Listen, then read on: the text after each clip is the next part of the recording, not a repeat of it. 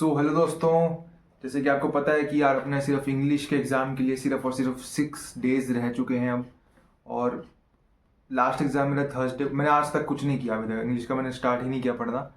और मेरा last exam जो था वो केमिस्ट्री का था, जो कि थर्सडे को था।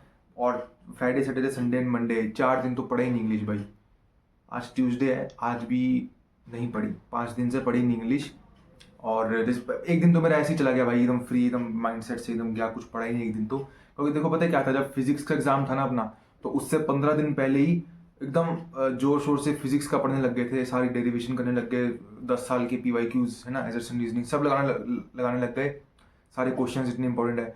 तो वो 15 दिन एकदम हेक्टिक थे कि पूरा फिजिक्स ही पढ़ी जा रहे थे पूरा दिन, और कुछ था ही नहीं, ना केमिस्ट्री ना बायो ना कुछ और था ही नहीं भाई, फिजिक्स ही चल रहा था सिर्फ।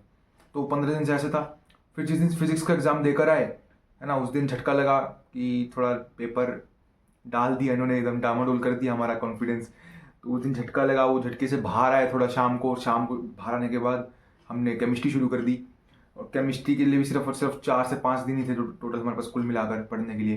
तो 5 दिन पूरा केमिस्ट्री पढ़ते हुए एकदम, कुछ और पढ़ा ही नहीं उसके अलावा। तो ये सारे कुछ 15-20 दिन 25 दिन से ना पूरा डे हेक्टिक जा रहा था पूरा, कुछ बीच में रेस्ट मिला ही नहीं अच्छे से, बस रात को सोना होता था अच्छे से और कुछ नहीं, है ना।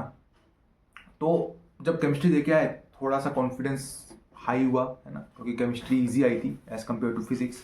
इजी भी नहीं बोलूँगा, मॉडरेट बोलूँगा मैं, है ना। वो डिपेंड करता है ना बंदे बंदे पे, किसी के लिए इजी होगी, किसी के लिए मॉडरेट होगी, किसी के लिए टफ भी हो सकती है। तो जिस दिन केमिस्ट्री देके आए तो उस दिन थोड़ा सा फील हुआ, हाँ भाई अब रिलैक्स फील हुआ। तो एक दिन तो ऐसी मौज मस्ती में काट दिया। बाकी 3 दिन जो थे, 3 दिन से मैं फिजिक्स पढ़ रहा था 11th की, एंड केमिस्ट्री पढ़ रहा था 11th की। कुछ रिवीजन ले रहा था मैं, जैसे स्ट्रक्चर ऑफ एटम की और SHM की। तो इन सब चैप्टर्स की रिवीजन ले रहा था एक तरह से। तो अब इंग्लिश की, मैं टू बी ऑनेस्ट मेरे पास इंग्लिश की बुक भी नहीं है NCERT, ना मैंने 11th में खरीदी ना 12th में खरीदी। मेरे पास इनफैक्ट इंग्लिश की ना, ये एक NCERT इंग्लिश कोर करके कुछ है, एक बुक है, कंपेनियन बोल सकते हैं आप इसको। इसमें सारे लिटरेचर के क्वेश्चन आंसर हैं हर चैप्टर के।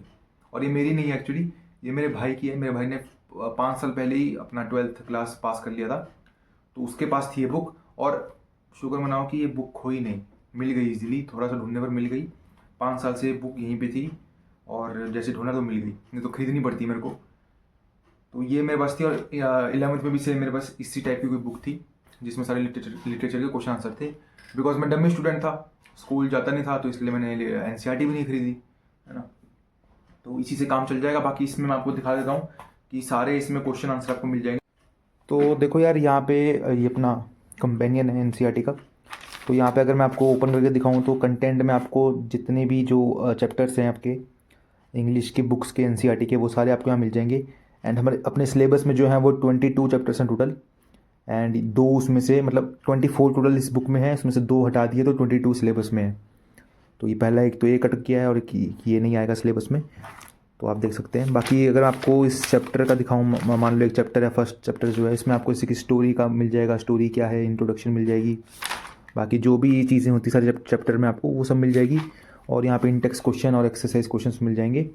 बाकी हर चैप्टर में सेम चीज़ रहेगी ऐसी, है ना। बाकी क्वेश्चंस तो यहीं से बनेंगे, और कहाँ से बनेंगे यार, है ना, यहाँ से बन जाएगा कोई क्वेश्चन।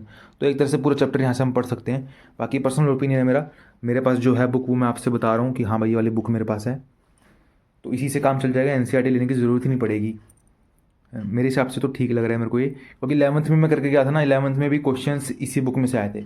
एक इनकी 11th क्लास की भी थी, ये तो 12th की है ना, एक इन्हीं की थी अरिहंत की 11th क्लास की। उसमें से जो क्वेश्चन करके गया मैं, वही एग्ज़ाम में आया, फाइनल एग्ज़ाम में। तो मेरे हिसाब से बढ़िया बुक है, ज़्यादा कुछ इसमें दिक्कत है नहीं। जैसे कि आपने देखा इसमें सारे क्वेश्चन आंसर हैं, तो मेरे हिसाब से काफ़ी है भाई, इतना तो, इतना पढ़ के जाएंगे तो नंबर कहाँ ही कटेंगे। बाकी वो भी देखेंगे, एनालिसिस करेंगे कि 5 साल में कैसे क्वेश्चन आए हैं इंग्लिश में, वो भी करूँगा सब कुछ मैं। बाकी अगर मैं आपको अपना पिछले 2 एग्जाम्स का, फिजिक्स और केमिस्ट्री का आपको एक्सपीरियंस बताऊँ अपना, तो मेरे हिसाब से ना देखो, दोनों एग्जाम्स ठीक गए यार। इतना भी मतलब एक्सपेक्टेड तो था कि यार हाँ टॉप क्लास नंबर लेके आएंगे, मस्त एकदम 90+ लेके आएंगे। बट यार उसके हिसाब से मेहनत भी करी थी यार, ऐसा कोई रिग्रेट नहीं है अपने मन में कि मेहनत करी नहीं बिल्कुल भी, और एक्सपेक्टेशन इतनी हाई लगा के बैठे हैं, वो चीज़ नहीं है। मेहनत करी थी भाई, क्योंकि देखो 10 साल की, भाई टीचर्स बोल रहे थे कि 5 साल के लगाओ वही काफ़ी है बोर्ड्स के, बट मैं तो 10 साल के लगा के गया फिजिक्स में। डेरिवेशन सारी करी मैंने जितनी भी इंपॉर्टेंट थी।